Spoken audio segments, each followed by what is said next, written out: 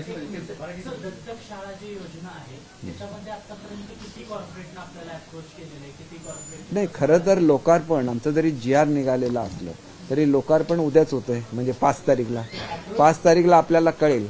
परंतु एकाच मोठ्या ग्रुपने 5000 शाळांना आवश्यक इन्फ्रास्ट्रक्चर देण्याचं मान्य, आणि ती मोठी संख्या 5000 शाळा जर झाल्या तर प्रत्येक केंद्र स्तरावर निदान एक शाळा तरी अद्ययावत होईल की ज्याच्यामध्ये मुलांची इच्छा असते की आमच्या शाळेमध्ये सगळं असावं, कॉम्प्युटर लॅब असावी, रोबोटिक्स असावं, या बेसिक इन्फ्रास्ट्रक्चर आहे. आणि आमच्या शाळांची तशी परिस्थिती चांगली असते, परंतु कुठेतरी रूफ त्याचं डॅमेज झालेलं असतं, तर ते रूफ तयार करणं, त्याचं मैदान आहे हे करणं, सपाटीकरण करणं, कंपाऊंड वॉल बांधणं, टॉयलेट्स प्रत्येक शाळेत असतात परंतु त्या चांगल्या दर्जाच्या टॉयलेट्स असल्या पाहिजे, मुलांसाठी वेगळ्या, मुलींसाठी वेगळ्या, आणि त्याची रंगरंगोटी असावी. शेवटी ग्रामीण भागातल्या मुलांच्या खूप मोठ्या अपेक्षा नसतात. बसायला चांगले बेंचेस असावे, इंटरॅक्टिव्ह टेलिव्हिजन तिथं असावे जेणेकरून ऑनलाईन शिक्षण सुद्धा तिथं होऊ शकेल. अशा ज्या बेसिक गरजा आहेत आणि त्यांनी एकाच वेळेला सगळा खर्च करावा अशी अपेक्षा नाही आहे. 5 वर्षाच्या काळामध्ये सावकाश सावकाश ते खर्च करू शकतात. त्यामुळे इमिजिएट जी आवश्यकता आहे ते लगेच करायचं आणि टप्प्याटप्प्याने ह्या सगळ्यांचं अपग्रेडेशन करायचं, म्हणजे किमान एका पंचक्रोशीमध्ये एक शाळा तरी एवढी अद्ययावत असेल की ज्याच्यामध्ये ताबडतोब मुलं शिक्षण घेऊ शकतील. आणि अशा तऱ्हेने जवळजवळ सगळ्याच शाळा, आमच्या 75,000 शाळासुद्धा आम्ही अपग्रेड करून घेतोय. जर समजा आम्हाला रिस्पॉन्स कुठेही कमी पडला तर आमचे मुख्यमंत्री उपमुख्यमंत्री यांची एवढी तयारी आहे की राज्याच्या स्तरावरून एका वेळेला हा निधी उपलब्ध करून ह्या शाळा अद्ययावत कराव्या, जेणेकरून शाळांची परिस्थिती चांगली राहील, चांगलं शिक्षण आपल्याला देता येईल. आणि लोकांच्या मनामध्ये एक शंका आहे की या शाळा केल्यानंतर काही शाळांमध्ये पटसंख्या कमी आहे, त्या बंद होणार का? तर कुठल्याही परिस्थितीमध्ये ह्या शाळा बंद होणार नाहीत, कारण आता प्री प्रायमरी हे कंपल्सरी झालेलं आहे. आत्ताच माझी सुकाणू समितीची बैठक झाली आणि त्याच्यामध्ये आम्ही प्री प्रायमरीचा अभ्यासक्रम निश्चित करायला मान्यता दिलेली आहे. लवकरच याचं मटेरियल तयार होईल आणि प्री प्रायमरी हे सर्वसाधारणपणे ज्या ठिकाणी अंगणवाडी असते त्याच ठिकाणी ज्युनियर KG, सिनियर KG, पहिली आणि दुसरी हे वर्ग असतील. आणि त्याच्यामुळे यालासुद्धा आपल्याला चांगलं क्वालिटी एज्युकेशन द्यायला लागेल आणि ही खूप मोठी जबाबदारी आहे. न्यू एज्युकेशन पॉलिसीचं हे वैशिष्ट्य आहे. आणि त्याच्याचबरोबर 3री ते 8वीचे जे वर्ग आहेत त्याच्यामध्ये व्यावसायिक शिक्षण सुद्धा द्यायला लागेल, 9वी 10वीला सुद्धा व्यावसायिक शिक्षण द्यायला लागेल. हे एक चॅलेंज आहे. आणि त्याच्यामुळे आता आम्ही जशी junior KG, senior KG, first आणि सेकंडचा अभ्यासक्रम तयार केलेला आहे, तसाच 3री, त्यानंतर 6वी, 9वी आणि 11वी या सगळ्यांचे अभ्यासक्रमसुद्धा नव्याने तयार केले जातील आणि टप्प्याटप्प्याने दरवर्षी त्याची नवीन पुस्तकंसुद्धा तयार होतील असं त्यांनी सांगितलेलं आहे. एक तुम्हाला महाराष्ट्राची ताकद अजून उमगलेली नाही आहे. सगळे बिझनेस हाऊसेस हे महाराष्ट्रामध्ये आहेत आणि दरवर्षी हजारो कोटी रुपये ते शिक्षण आणि आरोग्य या दोघांवर खर्च करत असतात. पण याचा थेट बेनिफिट हा मुलांपर्यंत का जात नाही? तर त्यांच्याकडून पैसे घेतले जातात आणि त्याचे वेगवेगळे प्रयोग हे आमच्या शिक्षकांवर केले जातात, आमच्या मुलांवर केले जातात आणि आम्हाला त्याचा काय उपयोग होत नाही. कारण ते सगळं शिक्षण म्हणजे काही खिचडी नाही, शिक्षण हे काय हॉचपॉच नाही. शिक्षणामध्ये बेसिक इन्फ्रास्ट्रक्चर पाहिजे, चांगले शिकवणारे शिक्षक पाहिजेत आणि त्याच्यासाठी सक्षम अशा यंत्रणा आमच्याकडे आहेत. आमच्याकडे डायट कॉलेजेस आहेत, आमच्याकडे SCRT आहेत आणि ते पुरेसे सक्षम आहेत चांगला अभ्यासक्रम देण्यासाठी. त्याच्यावर प्रयोग करण्यापेक्षा मुलांपर्यंत जर ह्या सुविधा पोचवल्या, शाळेमध्ये गेला तर तिथं वर फॅनसुद्धा आपल्याला डोनेशनमध्ये मागायला लागतो, अशी काही शाळांची परिस्थिती असते. आणि जिल्हा परिषदा एवढ्या सक्षम नाहीत महाराष्ट्रातल्या की त्या पूर्ण जबाबदारी त्याची घेऊ शकतील. आणि त्याच्यामुळे जिल्हा नियोजन मंडळाचा निधी देण्याचं जरी शासनाने GR काढलेला असला तरी एका वेळेला सगळ्या शाळा घेणं शक्य नसतं. आणि त्याच्यामध्ये जर उद्योगपतींनी मदत केली तर अनेक लोक जे आदिवासी भागामध्ये राहतात, जे डोंगराळ भागामध्ये राहतात, तिथल्या शाळांना खूप मदत या निमित्ताने होऊ शकेल, तिथल्या मुलांना शिक्षणाची संधी मिळू शकेल. नाही, आता तर आम्हाला एकानेच केलं, त्याने 5,000, म्हणजे ते मुख्यमंत्र्यांनी केले, मला केलेलं नाही आहे. कारण ही मोठी हे आहे आणि त्याच्यामुळे मला असं वाटतं की इतरांचं त्याच्यापासून प्रोत्साहन घेऊन 50 कोणी 100 घेतल्या तरी पण तेवढ्या शाळा इम्प्रूव्ह होतील.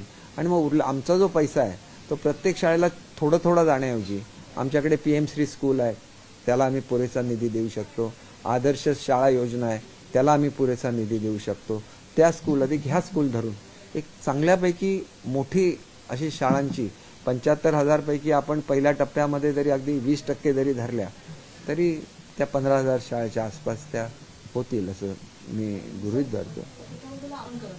आणि 2 वेळा जेव्हा मागच्या वेळी जे तुम्हाला भेटले तेव्हा तुम्ही त्यांना असं म्हणालात की PhD करून तुम्ही काय करणार आहात, तर तुमच्या हे नेमके मला आपल्याला एवढंच सांगायचं आहे.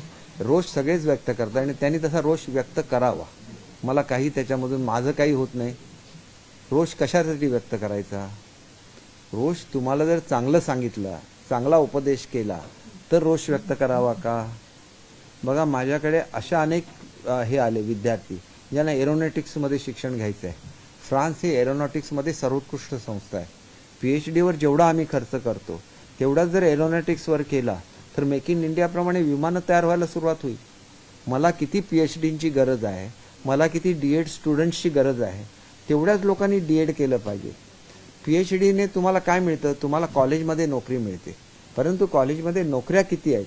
तेवढ्या स्टुडंटनी PhD करावं, त्याच्याऐवजी त्यांनी एरोनॉटिक्समध्ये काम करावं, त्यांनी उच्च दर्जाची शिक्षण घ्यावं असं त्यांना म्हणणं. ह्याच्यामध्ये चुकीचं काय? काही बोलायचं. काल सुद्धा मी तुम्हाला उदाहरण दिलं, माझी आता तुमच्याशी हे सुरू आहे त्यावेळेला मध्ये येऊन बोलणं हा फक्त चुकीचं आहे. बाकी कोणाचं उत्तर देताना आता तुम्ही PhDचं सांगितलं, मी PhDच्या संदर्भात सांगितलं. जेवढ्या PhDची गरज आहे त्याच्यापेक्षा जास्त PhD केले. मी आज 30,000 लोकांची भरती करतोय महाराष्ट्रामध्ये आणि अर्ज किती आहेत? 2.5 लाख मुलं बसलेली आहेत. मग उरलेली 1,80,000 मुलांमध्ये असंतोष होणार. मी 30,000 फर्स्ट टाइम महाराष्ट्राच्या हिस्ट्रीमध्ये 50,000ची भरती पहिल्यांदा होते, त्यातली 30,000ची भरती मी आता करतोय, तरी पण असंतोष होणारच ना. आणि त्याच्यामुळे त्यांना किती लोकांना PhD द्यावं हा त्यांच्या डिपार्टमेंटचा प्रश्न आहे. तर हा काय स्कूल एज्युकेशनशी संबंधित प्रश्न नाही आहे. माझ्याकडे काय समाज कल्याण विभाग नाही आहे. त्यांना समाज कल्याण विभागाने एक निर्णय घेतलेला आहे की सर्व कॅटेगरीतल्या लोकांना समान न्याय द्यायचा. ते OBC असून दे, ते शेड्यूल कास्ट असून दे, ज्या कॅटेगरीमध्ये, ते आदिवासी असून दे. मग तो एक त्यांचा अधिकार असतो किती मुलांना द्यायचा. परंतु इक्वल जस्टिस सर्वांना देण्यामध्ये काय चूक आहे असं मला स्वतःला वाटत नाही. आणि मी त्यांचा काय अपमान केलेला नाही सांगण्यासाठी की सगळ्यांनी PhD करायचं आणि PhD केल्यानंतर बेरोजगार राहायचं असेल तर मग त्या PhDचा उपयोग काय? आणि त्याच्यासाठी त्यांनी अधिकचं ज्ञान घ्यावं आणि त्याच्यापेक्षा कमी खर्चामध्ये ते अधिकचं ज्ञान त्यांना मिळू शकतं आणि ते त्या मुलांना मिळून ते जीवनामध्ये यशस्वी ठरावे. हे स्पष्ट बोलणारा मी मंत्री आहे. हे बोलण्यामध्ये काय चूक असेल तर महाराष्ट्राच्या जनतेने ते ऐकावं आणि त्याच्यावर जनतेने निर्णय घ्यावा. माझा केवळ अधिकार आहे असं म्हणून कोण जर बसत असेल तर ते बसणं त्याचा अधिकार आहे, परंतु निर्णय घेणं हा शासनाचा अधिकार आहे. त्याच्यामध्ये हे माझ्या खात्याशी संबंधित हा प्रश्न नाही, त्याच्यामुळे मी याच्यावर काय बोलू शकत नाही. याच्यामध्ये एकतर उच्च आणि तंत्र शिक्षण आणि दुसरं सोशल जस्टिस हे जे खातं आहे हे दोन घेऊ शकतात निर्णय. हा एक भाग झाला. परंतु आजसुद्धा या अनेक ज्या वेगवेगळ्या स्कीम आहेत ह्याच्यामधून मुलांना उच्च शिक्षण हे विनामूल्य मिळत असते. ते शिक्षण त्यांनी घ्यावं. एकाच डिग्रीचा कोणी आग्रह धरू नये, कारण एकाच डिग्रीचा जसं मी तुम्हाला उदाहरण दिलं की सगळ्या मुलांनी D.Ed केलं, सगळ्या मुलांनी B.Ed केलं तर काय 2 लाख मुलांना आपण नोकरी देऊ शकत नाही. आवश्यकता किती होती? 30,000ची, 50,000ची, कदाचित प्रायव्हेट स्कूल धरून 80,000ची. तर 80,000 मुलांनीच D.Ed किंवा B.Ed केलं असतं तर मग हा प्रश्न उद्भवला नसता. अनेक लोकांना प्रश्न असा पडतो की मी राणे साहेबांना का भेटायला गेलो? अत्यंत महत्त्वाच्या कामासाठी त्यांनी मला फोन केला होता. आता हे एवढे D.Ed राहिल्यानं आयुष्यामध्ये दुसरं काहीच करता येणार नाही, मग त्यांच्यासाठी काहीतरी करूया का? तर त्याच्यावर सुद्धा मी माझ्या डिपार्टमेंटशी चर्चा करतोय की ह्या ज्या ज्युनियर सिनियर KG आहेत त्यांना शिकवण्याचं स्किल त्या मुलांना देता येईल का जे TET झालेले नाही आहेत. कारण TET करणं हे केंद्र शासनाने कंपल्सरी केलेलं आहे. मग त्यांना ज्युनियर सिनियर KGला घेतलं तर त्यांना ते स्किल द्यायला लागेल की एकदम छोट्या मुलांना कसं शिकवायचं. त्याच्यामधून सुद्धा अनेक मुलं जी त्यांच्या गावाच्या पातळीवर राहतात तिथं त्यांना ते कमी पगारामध्ये सुद्धा अनेक D.Ed लोकांनी रत्नागिरीला 9,000 रुपयावर काम केलेलं आहे. म्हणजे काय होतं की गावाच्या स्तरावर त्यांच्याच गावात जर त्यांना नोकरी मिळाली टेम्पररी, म्हणजे ते काय परमनंट 6 तास 8 तास शिकवण्याची नाही, 2-2.5 तास जे त्यांना शिकवायला लागतं लहान मुलांना, ते जर 2.5 तास शिकवायची त्यांची तयारी असेल तर ह्याच्यावर सुद्धा आम्ही मार्ग काढू शकतो. परंतु त्यांनी म्हटलं तर रेग्युलर शिक्षकांचा पगार आम्हाला आमच्याच गावात राहून द्या, तर मग ह्याच्यावर लागणार नाही. म्हणून त्या दिवशी जी मुलं आली होती त्यांच्याशी चर्चा केल्यानंतर त्यांचं मत असं होतं की आम्हाला आमच्या गावामध्येच जर नोकरी मिळत असेल आणि छोट्या मुलांना शिकवायचं असेल तर आम्हाला सुरुवातीला तुम्ही एवढा मानधन दिलं, त्याला काय पगार म्हणता येणार नाही, कारण ते 2.5-3 तासाचंच टीचिंग आहे. आता सुप्रीम कोर्टाने सुद्धा तासवारीचं तत्व मान्य केलेलं आहे. तर तासावर ते शिकवू शकतात आणि तिथलं इथं त्यांना रोजगार निर्माण करता येईल. नाहीतर एवढ्या D.Ed बेकारांचं करायचं का, हा मोठा प्रश्न महाराष्ट्रासमोर उभा राहील आणि ती मुलं कायम असंतुष्ट राहतील. तर मुलांना आधार देणं हे आमच्यासारख्या लोकांचं काम आहे.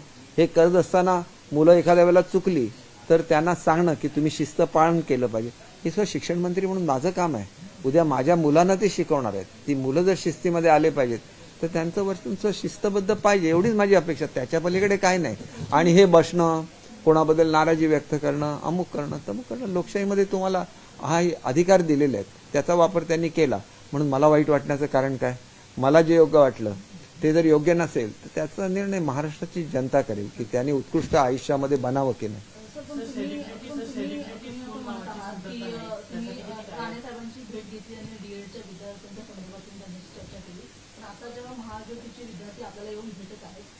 बघा, महाज्योती हा माझ्याशी संबंधित विषय नाही. आपण पुन्हा एकदा समजून घ्या की मला येऊन भेटले तर मी संबंधित यांना भेटायला सांगतो आणि हा विषय मी कॅबिनेटमध्ये सुद्धा चर्चा केलेली आहे. म्हणजे माझ्याशी बोलल्यानंतर मी काय केलं नाही असं बिलकुल नसतं.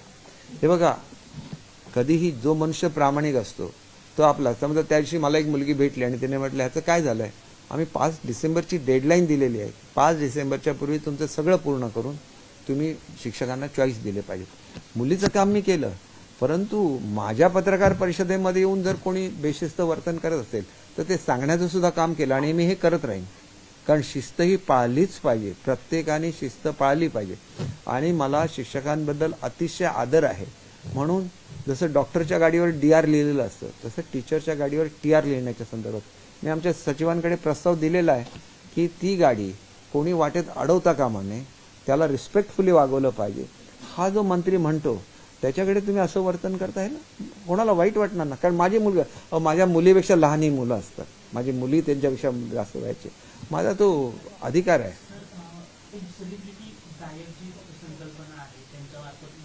केवळ गायक नाही, त्याच्यामध्ये नाटकामध्ये काम करणारी लोक आहेत, त्याच्यामध्ये उत्कृष्ट वक्तृत्व देणारी जे महाराष्ट्रामधले टॉपमोस्ट लोक आहेत ती सुद्धा त्याच्यामध्ये आहेत.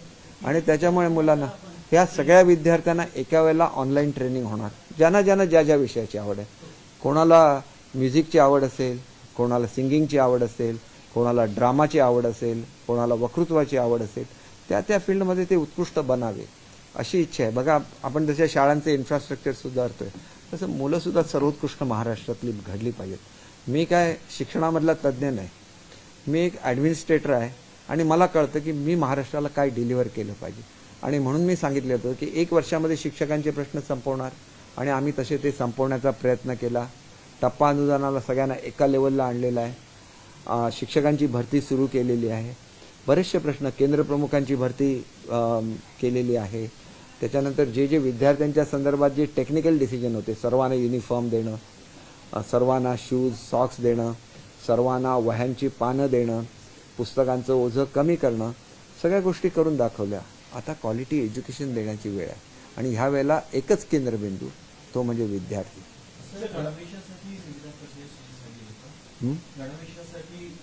गणवेश आता असं आहे की गणवेशाच्या संदर्भात ज्या कॉन्ट्राव्हर्सीज येतात त्याला मला एकच सांगायचं आहे की याच्या पुढच्या काळामध्ये महिला बचत गटच ते करणार आहेत.